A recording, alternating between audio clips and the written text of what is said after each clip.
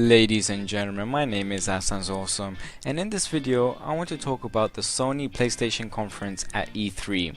And I have to say, I'm impressed, not just with the presentation, but with the games they have shown. Let's start off with a game that I wasn't expecting at all, and that is the new SpiderMan game by Insomniac Games. From what we can see, I'm digging it. Let's be honest, the previous SpiderMan games haven't been all that. Well, in my eyes it hasn't. This was a surprise to see, as there wasn't any news on this game, or at least I haven't heard anything based on the game. I do like the Spider-Man suit with the white insignium. The game obviously seems to be open world, well it should considering all the web slinging we have to do. But all in all, from what I've seen with the trailer, I can get behind this. This game, Detroit Become Human, is a game developed by Quantic Dream, the guys that brought you Heavy Rain and Beyond Two Souls. Just like Heavy Rain, what you do based in Detroit Become Human, there are consequences for your actions. From the trailer, it shows you play as Connor, who is an android that works for the police, being caught up in a hostage situation with another android and a little girl. It also shows the different paths you take, ideally changing the story. I really enjoyed Heavy Rain when it was released, and just like this game, it will be story driven, and I like it. Graphically, the game looks great. I definitely want to see more. Another game that I felt everyone was surprised by was Hideo Kojima's new game called Death Stranding, which was a bizarre trailer starring Norman Reedus, which you might know from Walking Dead and even the Silent Hill PT demo, which also had a baby. This was just another surprise, just for the fact we actually got to see something from Kojima's new game in a weird fashion. Not that I'm complaining, I just thought Kojima would come out on stage and merely state the new game title. It was nice to get some visuals. We got to see some stuff regarding the PlayStation VR with some cool looking games, but one that caught my eye was Batman Arkham VR, brought to you by Rocksteady, the same developers that gave you Batman Arkham Asylum, City and Night. The trailer really didn't show much, besides a chilling voiceover by Mark Hamill and a Batman cowl.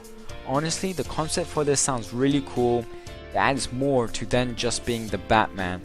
Now there are mixed reception, some people love it, others not so much.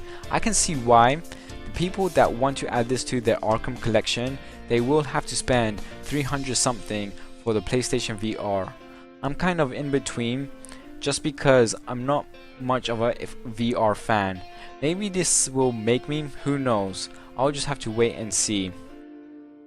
We finally got to see some of the new God of War gameplay. Now there were rumors and leaks of a new God of War set in the Norse mythology beforehand, and we finally got to see it.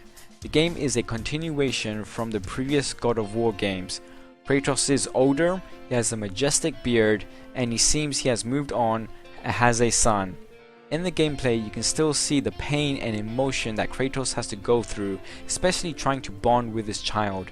This is definitely a new take on God of War, moving to the Norse mythology, while still keeping the old veterans of the game happy, especially seeing Kratos go into Spartan rage. This is something that I'm sure all fans of the series will love.